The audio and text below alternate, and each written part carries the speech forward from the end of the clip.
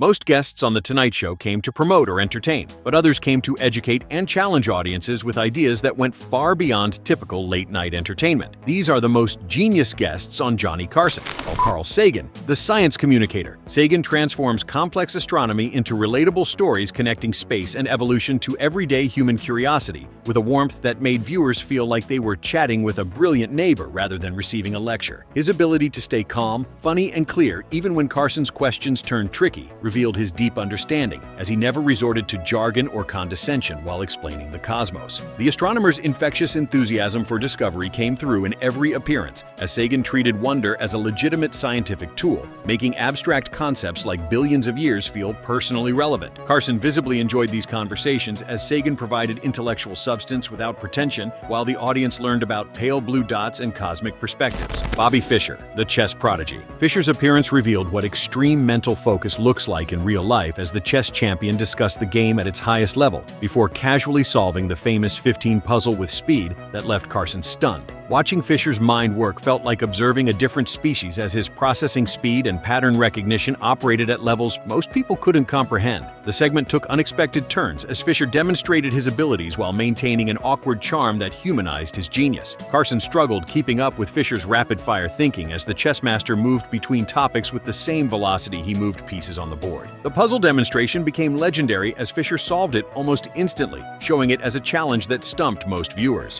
Mr. Rogers, the emotional intelligence expert. Rogers demonstrated a different kind of intelligence that prioritized emotional awareness and genuine human connection over conventional intellectual displays. The appearance focused on how to talk to kids like they matter, as Rogers explained his philosophy of respecting children's feelings and intelligence without patronizing them. His gentleness never felt weak, as every answer contained thoughtful precision, showing that kindness requires as much discipline as any other skill. Carson initially approached the interview with typical late-night energy, but quickly adjusted his tone as Rogers created a quieter, more contemplative space on the couch. The children's television host explained his deliberate pacing and careful word choices, as Rogers believed rushing communication with kids showed disrespect. His examples of difficult conversations with children about death, divorce, and fear revealed sophisticated psychological understanding. Rogers never raised his voice or exaggerated emotions, as he modeled the calm presence he advocated for in children's lives. James Randi, the skeptical showman. Randi blended science showmanship and sharp skepticism into demonstrations that exposed how easily people believe strange claims while entertaining viewers with his magician's flair. The appearance centered on body control demonstrations, as Randi showed how supposed psychics achieve seemingly impossible feats through simple techniques that anyone could learn. His skeptical approach challenged the era's fascination with paranormal phenomena, as Randi patiently explained the psychology behind belief in pseudoscience. Carson became an active participant, as Randi walked him through illusions step by step, revealing the mechanics behind mysticism. Rad Bradbury, the imaginative futurist. Bradbury talked like a teacher and poet, simultaneously turning ideas about the future into stories that people could feel rather than just understand intellectually. The science fiction author's passion for imagination came through as he argued that creativity wasn't frivolous, but essential for human survival. His explanations connected literature to real-world concerns, as Bradbury saw science fiction as a way to process technological and social change. Carson became genuinely engaged as Bradbury discussed everything from space exploration to censorship with the same lyrical intensity. The author's philosophy centered on reading and libraries, as Bradbury believed that destroying books was destroying humanity's collective memory. His warnings about technology felt prescient, as Bradbury worried that convenience would replace contemplation. Gore Vidal, the sharp historian. Vidal operated at conversational speeds that required full attention, as his quick wit and historical knowledge combined into rapid-fire commentary that mixed humor with cutting analysis. The author's appearances featured him dissecting American politics and history with biting precision, as Vidal refused to treat any topic with unearned reverence. Carson enjoyed the intellectual challenge, as Vidal never gave simple answers, instead building complex arguments even when joking. His historical knowledge ran deep, as Vidal connected contemporary events to patterns throughout American history, showing that little was truly new. The author's argumentative style kept conversations energized, as he relished debate, treating disagreement as entertainment rather than combat. Vidal's commentary on politics felt dangerous for network television, as he criticized both parties and questioned assumptions most guests avoided. His wit prevented the segments from becoming lectures, as Vidal delivered insights wrapped in quotable zingers. Johnny saw that Vidal's intelligence came with sharp edges, as the author didn't soften his positions for mass audiences. The conversations covered everything from presidential elections to politics, with Vidal applying the same analytical rigor to all topics. His confidence never wavered, as Vidal believed his views stood on historical evidence and logical reasoning. The author's appearances represented a rare combination of entertainment and genuine intellectual discourse on late-night television. William F. Buckley Jr., the playful debater. Buckley spoke with remarkable speed, but maintained clarity as his ideas landed cleanly, despite the rapid-fire delivery with political strategy replacing simple opinion. The conservative intellectual's appearances featured him debating and explaining politics as complex systems rather than moral absolutes, while maintaining playful energy throughout. His vocabulary challenged viewers, as Buckley never simplified language, but his context made meanings clear. Johnny enjoyed the intellectual sparring as Buckley provided worthy opposition, treating disagreement as stimulating rather than hostile. The debater's technique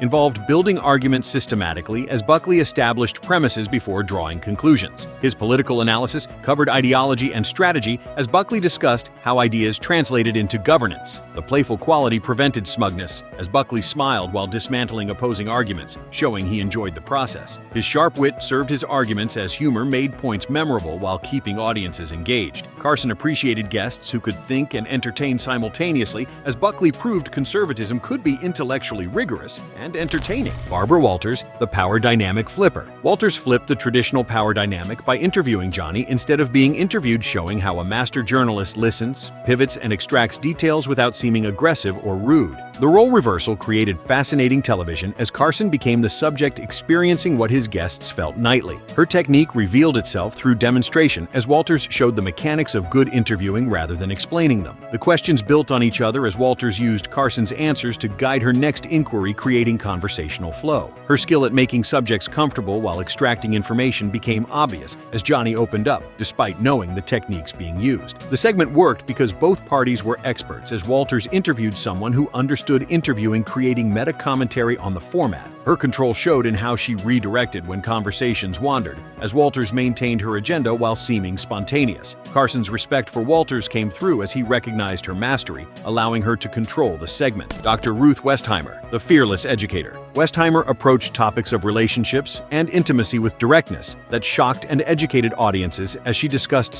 health with the matter-of-fact tone usually reserved for weather reports. The therapist's fearlessness showed in her willingness to answer any question as Dr. Ruth refused to acknowledge embarrassment, making taboo subjects feel normal. Her thick accent and small stature contrasted with her bold content as Dr. Ruth proved that authority comes from knowledge, not appearance. Carson's initial nervousness dissolved as Westheimer's professionalism and warmth made discussing intimacy feel clinical rather than prurient. The practical advice she offered helped viewers as Dr. Ruth focused on solutions and understanding rather than moral judgment. Her appearances challenged network television standards as Dr. Ruth pushed boundaries of acceptable conversation while maintaining educational framing. The therapist's knowledge base extended beyond mere technique as she understood the psychological and emotional dimensions of intimacy. Her no-embarrassment approach normalized discussions that most people only had in private. Carson recognized that Westheimer was performing a public service as she brought expertise to topics surrounded by misinformation. The segments worked because Dr. Ruth balanced frankness with kindness as she never shamed people for their questions or concerns. Her impact on American culture extended beyond entertainment as Westheimer legitimized health education. Ayn Rand, the confident philosopher. Rand argued her philosophy with unwavering confidence and clear logic, explaining her views on individualism, art, and society in language accessible to general audiences despite complex ideas. The appearance became notable for featuring long-form philosophical discussion on network television, as Rand refused to reduce her ideas to sound bites. Her explanations of objectivism covered everything from rational self-interest to the role of reason in human life, with Rand presenting her worldview as comprehensive rather than fragmented. Carson approached the interview with genuine curiosity, as Rand's intensity and conviction made her positions clear, even to those who disagreed. The philosopher's confidence bordered on absolutism, as Rand presented her views as logical conclusions rather than opinions. Her discussion of individualism versus collectivism resonated during the Cold War era, as Rand offered a capitalist philosophy that went beyond mere economic arguments. The segment worked because Rand could articulate her positions clearly as she avoided academic jargon while maintaining intellectual rigor. Johnny's questions sometimes challenged her, as Rand welcomed the opportunity to defend and explain her philosophy. The appearance demonstrated that television could handle serious ideas if guests presented them engagingly. Rand's impact extended beyond the segment, as her Tonight Show appearances introduced objectivism to millions. The philosopher's insistence on reason and logic as supreme values created interesting tension on a medium often associated with emotion. Orson Welles, the storytelling professor. Welles answered questions like a storyteller and professor, simultaneously turning simple inquiries into lessons about creativity, performance, and audience psychology, while Johnny barely needed to guide the conversation. The filmmaker's intellectual range impressed, as Welles moved effortlessly between discussing magic tricks, Shakespeare adaptations, and the nature of illusion. His explanations of creative choices revealed a systematic approach to artistry, as Welles believed that intuition worked best when supported by knowledge and technique. Johnny was able to recognize he was in the presence of theatrical royalty, as Welles carried decades of experience in every medium from radio to film. The conversation covered Welles's early successes like the War of the Worlds broadcast, with the director analyzing why the panic happened from a media theory perspective. His thoughts on performance extended beyond acting, as Welles discussed how directors manipulate audience emotions through editing, pacing, and visual composition. The segment felt like a masterclass, as Welles taught without condescension, making complex artistic principles accessible through storytelling. Carson's questions became more sophisticated as he responded to Welles's depth. The filmmaker's voice and presence commanded attention, as Welles understood how to use his instrument for maximum effect. His insights applied beyond entertainment, as Welles discussed persuasion, attention, and how people process information. The appearance showcased intelligence that came from both natural gifts and disciplined study. Walter Cronkite, the trusted voice. Cronkite brought journalistic credibility to the Tonight Show couch, as his steady voice and reputation for integrity made every word carry unusual weight. The legendary anchorman reflected on journalism and how to think clearly when news becomes overwhelming, as Cronkite shared insights from decades of reporting major events. His intelligence manifested as calm analysis rather than flashy brilliance, as Cronkite valued clarity and accuracy over cleverness. Carson treated the segment seriously, as Cronkite represented something larger than entertainment, with his presence elevating the entire show. The discussion covered journalistic ethics and the responsibility of media, as Cronkite explained how reporters should balance speed with accuracy. His reflections on covering wars, presidents, and social movements revealed a man who'd witnessed history firsthand. The trust factor made everything Cronkite said more credible, as audiences believed him unconditionally after years of delivering news fairly. Carson rarely deferred to guests, but with Cronkite, he listened more than talked. The anchorman's thoughts on information processing taught media literacy, as Cronkite explained how to evaluate sources and claims. His calm delivery prevented panic, as Cronkite modeled rational thinking in crisis. The segment served the public interest, as Cronkite educated viewers about consuming news responsibly.